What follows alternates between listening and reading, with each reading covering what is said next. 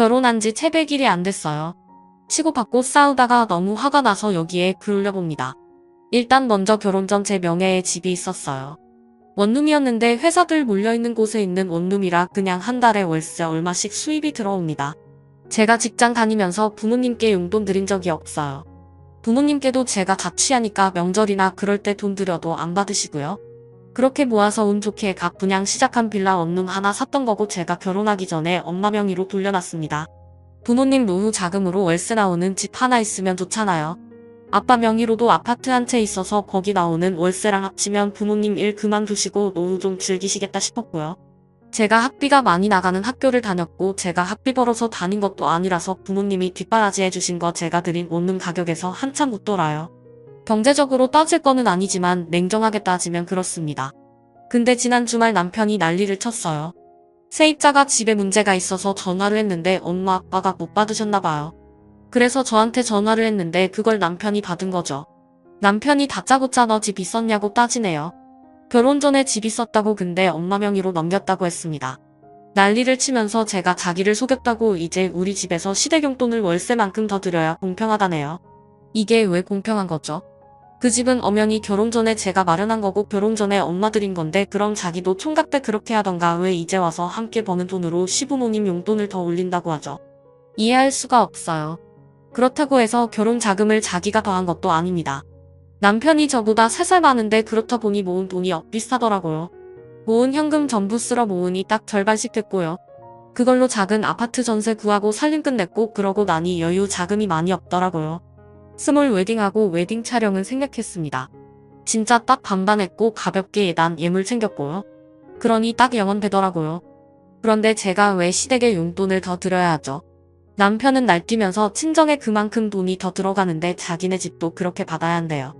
결혼 전에 준 건데 뭔 소리냐고 하니까 그럼 우리 엄마, 시어머니는 나 쉽게 키웠어 진짜 말하기도 싫고 말도 안 통해서 대답도 안 했더니 지 혼자 씩씩거리다가 아침에 후다닥 나갔네요.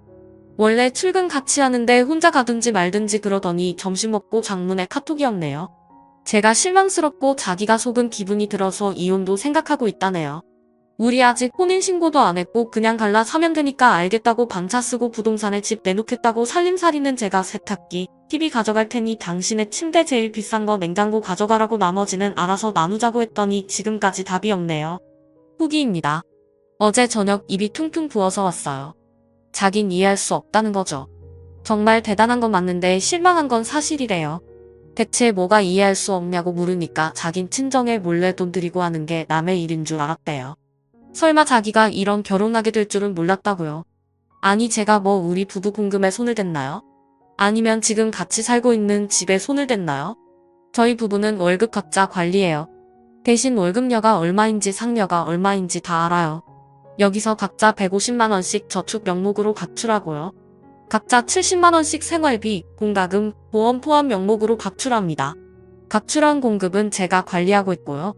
생활비에서 남는 금액은 여러가지 재테크를 합니다. 공금을 제가 관리하는 건 남편의 동의해야 합니다. 엑셀로 가계부 쓰고 그건 남편도 언제든 볼 수가 있고요.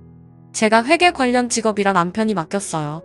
또 각자 20만원씩 각출해서 상대방 이름으로 양가 부모님께 용돈 드리고 있습니다. 나머지 남는 금액은 돈을 길거리에 갖다 뿌리든 갈아서 마시든 서로 터치 안 하고 있고요.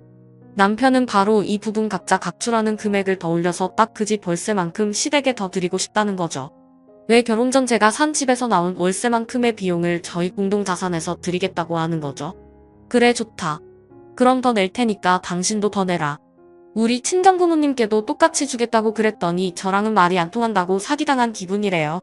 그래도 정말 제가 자기 기분을 이해하고 진심으로 사과하면 없었던 일로 할 거라네요. 웃기고 앉아있어요. 정말 그럼 알겠다.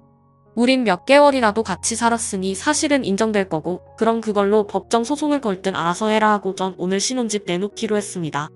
그다지 비싸지 않은 전세라서 금방 빠질 것 같다네요. 가구는 살림 준비할 때 카드 내역서 다 갖고 있으니까 금액으로 딱 나누기로 했습니다. 아니면 지가 다 가져가고 저한테 현금으로 주던지 감가상각비 따져서 청구할 거니까 남편한테 불리한 건 아니겠죠. 서류상으로 묶인 게 없으니 번갯불에 콩 부어 먹듯이 관계가 정리가 되네요.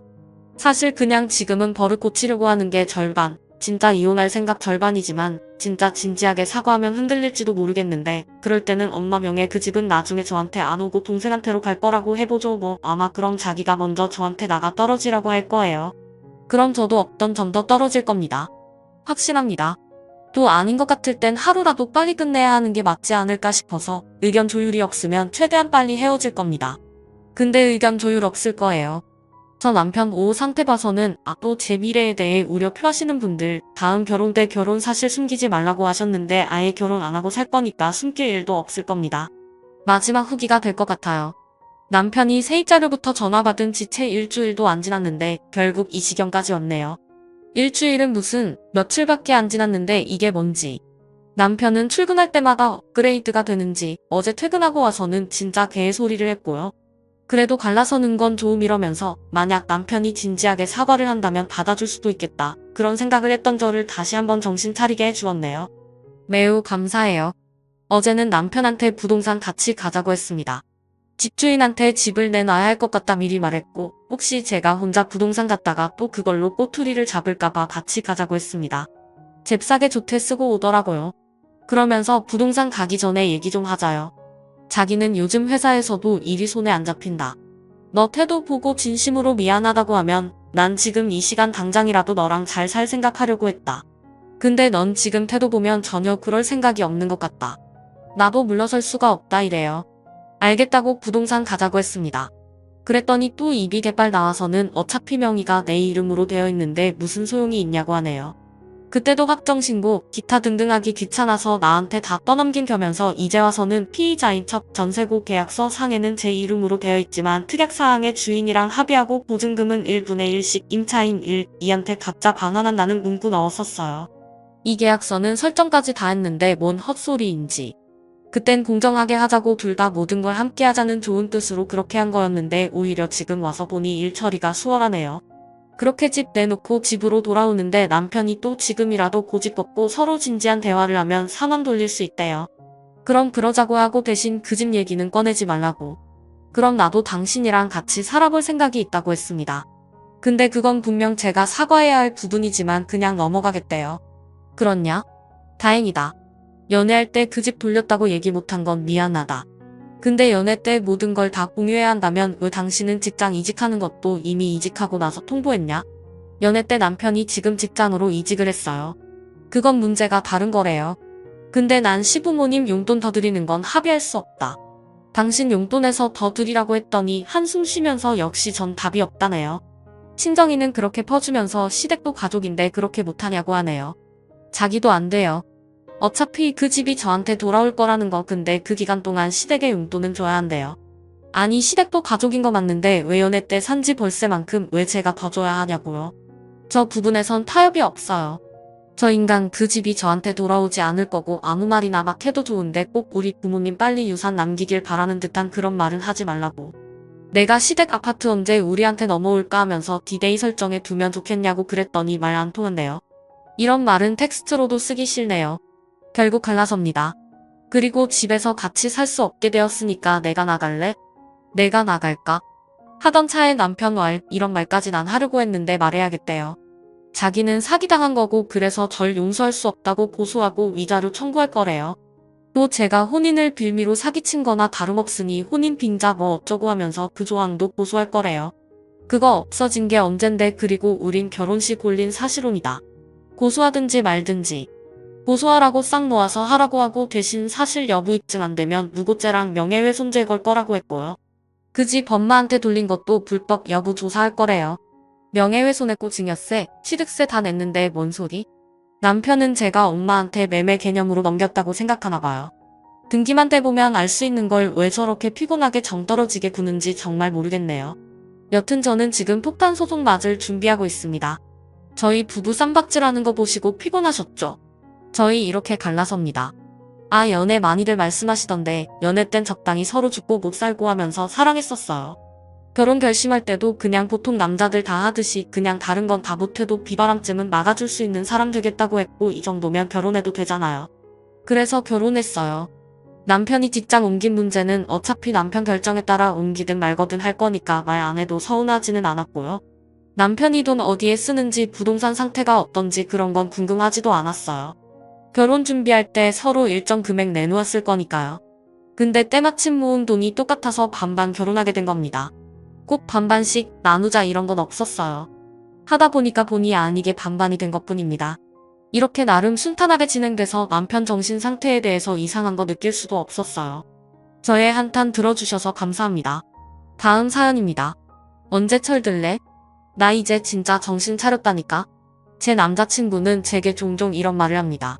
워낙 나이 차이가 있다 보니 제가 부족하게 느껴질 수도 있죠. 남자친구는 올해 34살, 저는 25살입니다. 저는 직장생활 2년차 새내기 직장인이에요. 남자친구가 제게 저런 말을 하는 이유는 다 저 때문이긴 합니다. 대학교를 졸업하고 운 좋게 바로 취직을 했고 누구의 간섭도 받지 않는 내 월급이라는 걸 받아보고 잠시 정신줄을 놓고 살았었어요. 그동안 부모님께 용돈을 받으며 공부했지만 월급과는 느낌이 달랐어요. 그리고 금액의 크기가 다르죠. 큰 금액을 부모님의 간섭 없이 쓸 수 있다니 정신 놓을만 하지 않나요? 정말로 한 6개월 정도는 버는 족족 쓰면서 살았어요. 사고 싶은 게 있으면 고민도 하지 않고 질러버리고 허구한 날 친구들 만나서 술값으로 펑펑 쓰고 조금도 걷기 싫다고 택시만 주구장창 타고 다니고 그랬어요. 참 철이 없었어요. 남자친구도 그때 술집에서 만났어요. 이런 망나니 같은 생활을 한 지 반년쯤 지났을까? 부모님 걱정은 하나도 안 하던 철없는 딸이 그제서야 부모님의 마음을 알게 된 거죠. 그동안 제 생활을 보고도 아무런 잔소리도 하지 않으셨던 분들이셨거든요. 부모님도 가만히 계시는데 누가 저한테 쓴소리를 해주겠어요? 밤늦게 부모님께서 저에 대한 얘기를 하시는 걸 엿듣고는 아차 싶었던 거죠. 우리 땡땡이 어쩌면 좋죠? 내가 얘기라도 해볼까요? 그동안 공부한다고 스트레스 많이 받았을 텐데 스트레스 풀어야죠. 도대체 몇 달째예요? 나 진짜 밤마다 우리 딸 언제 들어오나 걱정돼서 잠이 안 와요. 금방 정신 차릴 거예요. 우리가 우리 딸 안 믿으면 누가 우리 딸 믿어요? 다시 예전처럼 돌아오겠죠? 그럼요. 우리 조금만 믿고 기다려봐요. 내가 지금 돈을 버는 것도 다 부모님의 지원이 있었기에 가능했던 일인데 저는 그걸 잠시 잊고 살았던 거죠. 그동안의 제 행동들이 얼마나 후회스럽던지 몰라요? 그제서야 진짜 제대로 된 삶을 살기 시작했어요. 늦었지만 부모님께 제 월급으로 옷도 한 벌 해드리고 매식도 했어요. 사치스럽게 쇼핑하던 것도 싹 끊고 친구들도 한 달에 두세 번만 만나고 이제 택시는 위급한 상황이 아니면 거들떠도 안 봐요. 그리고 매달 부모님께 용돈도 조금씩 챙겨드리고 제 생활비 일부를 제외하고는 착실하게 적금도 붓고 있습니다. 제 통장에는 아직 남에게 말하기엔 부끄러운 수준의 금액밖에 없지만 저는 이제 시작이잖아요. 나이도 어리겠다. 뭐가 문제겠어요. 사실 결혼 생각도 전혀 없었어요. 지금의 남자친구와 결혼까지는 아니다. 이건 아니지만 아직 이르다는 생각이 컸거든요. 그런데 남자친구는 나이가 있으니 결혼을 서둘렀어요. 제 나이가 결혼 정년기도 아니고 그렇다고 남자친구와 오랫동안 만난 것도 아니니 당연히 저는 거절을 했죠. 아무래도 제가 가진 돈이 많지 않다는 게 선택에 큰 영향을 줬어요. 오빠, 우리 결혼은 아직 이르지 않아? 내가 결혼 상대로 별로인 거야? 아니야, 그건 아닌데. 내가 돈도 별로 없고. 에이, 뭐하러 그런 생각을 해. 돈은 나도 있고 같이 벌면 되지. 그래도 나는 땡땡이가 뭔 많아도 좋아. 남자친구의 말에 며칠 고민을 했어요. 제 결론은 내 못났던 시절과 지금의 나 자신을 그대로 받아주는 남자와 결혼해도 괜찮겠다였어요. 부모님께 말씀드리니 난리가 났죠. 25살짜리 딸내미가 결혼을 하겠다니 놀라실만 합니다. 저는 남자친구가 제게 해줬던 말들을 말씀드렸어요. 부모님께서도 한참 생각을 하시더니 한번 만나보자고 하시더라고요. 그렇게 남자친구가 저희 집에 인사를 오게 되었어요. 우리 땡땡이가 나이가 아직 어린데 그렇게 서두를 필요가 있나? 장인어른, 저 정말 땡땡이 행복하게 해줄 자신 있습니다. 내가 정말 자네를 믿어도 되겠나? 남자친구의 태도에 저희 부모님도 결국 허락을 해주셨어요. 그리고 저희 가장 큰 걱정이었던 금전적인 부분도 부모님께서 해주시기로 하셨습니다. 사실 저는 저희 부모님 문제만 해결되면 저희 결혼에는 더 이상 장애물은 없을 줄 알았거든요. 근데 복병은 따로 있었어요. 제가 남자친구네 집에 인사를 드리러 갔을 때의 이야기입니다. 그래, 모아둔 돈이 없다고 하던데 결혼은 어떻게 할 거니? 부모님께서 조금 도와주시기로 하셨어요. 에휴, 요즘 애들은 성인이 돼도 부모 도움 없이는 아무것도 못하는 게 문제야 문제. 살림은 좀 할 줄 알고 배워가면서 살려고요. 아이고, 아무것도 없고 아무것도 모르는 애를 데려왔네. 아이고, 사실 저도 기분이 막 좋지는 않았어요. 제가 결혼하겠다고 덤벼든 것도 아니고 다 괜찮다고 결혼하자고 한 건 남자친구잖아요. 그리고 25이면 대학교를 졸업한 지 얼마 되지도 않았는데 어떤 며느리감을 원하셔서 저러시나 싶었어요. 그래도 어른들 눈에는 철부지 어린애로 보일 수도 있겠다 싶어서 좋게 넘어가려고 했었어요. 계속 웃으면서 열심히 살겠다, 노력하겠다, 배우겠다를 앵무새처럼 반복했어요. 그래도 여전히 저를 보는 눈빛은 아주 냉랭하게 그지없었네요. 위아래로 훑어보며 연신 한숨을 내쉬는 어머님을 보면서 저도 점점 기분이 안 좋아졌죠. 마지막엔 내가 웃는 건지 우는 건지도 모르겠다 싶은 정신으로 나왔어요. 그나마 남자친구가 엄마 말 신경 쓰지 말라며 말로만 저러시지 잘해주실 거라고 다독여줬어요. 그때는 그렇게 지나갔는데 조금 신경 쓰이는 점이 있었죠. 제가 남자친구와 결혼을 약속하고 저희 부모님께 지원을 받는 것도 남자친구는 이미 알고 있는 사실이에요. 남자친구가 어머님께 제 얘기를 했다면 분명히 이 얘기도 했을 거예요. 근데 굳이 제게 다시 물어보신다는 건 그게 마음에 안 드신다는 표현이겠죠? 만약 남자친구가 제 얘기를 하지 않았다면 제가 모은 돈이 없다는 것도 모르셨어야 하잖아요. 어찌됐건 제가 돈을 모으진 못했지만 빈손으로 가는 것도 아닌데 이런 취급을 받는 것이 맞나? 싶었어요.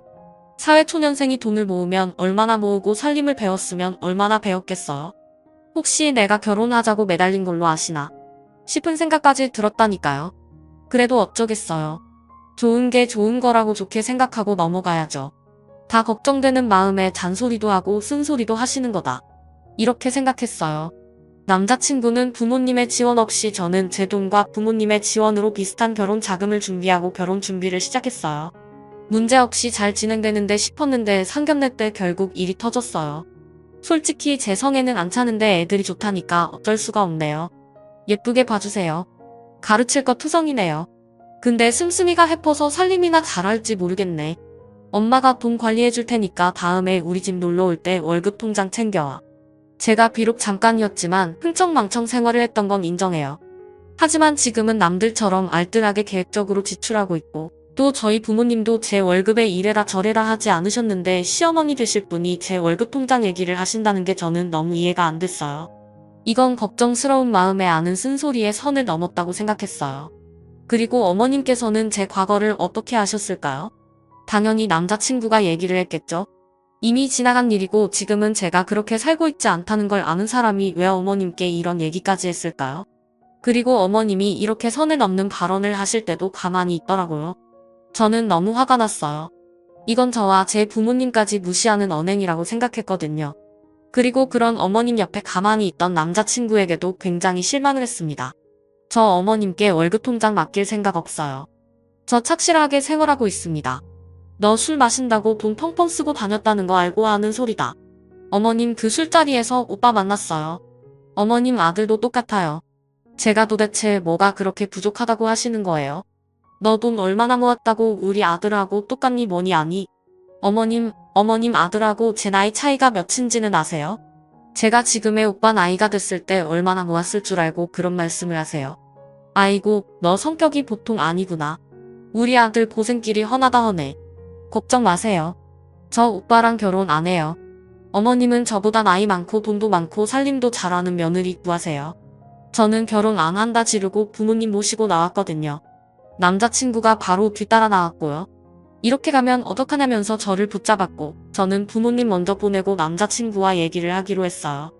바로 어머님도 나오셨는데 저를 째려보면서 지나쳐 가셨고요. 아무리 의견이 안 맞는다고 해도 이렇게 나가면 어떡해. 상견례잖아.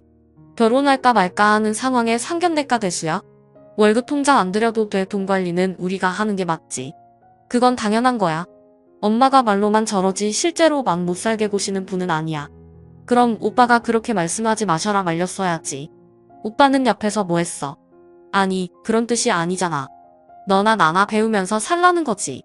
어머님은 그런 뜻이 아니던데? 나만 못났다 하시던데? 우리 엄마 입장에선 그렇게 생각하실 수도 있지. 뭐라고? 내가 부족한 만큼 우리 부모님이 채워주시면 동등한 입장인데 내가 왜 이런 취급을 받아야 해? 말이 그렇다는 거지. 너를 무시하는 건 아니야. 오빠는 돈 많은 연상 만나.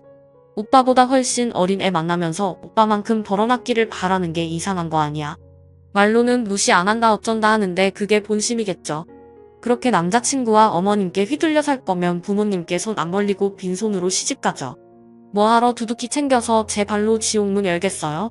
사회초년생이 근 10년을 일한 사람과 같은 재산을 가지고 있는 게 말이 되나요? 이런 말 같지도 않은 이유로 무시를 당하게 눈에 선한데 어떻게 결혼을 하겠어요?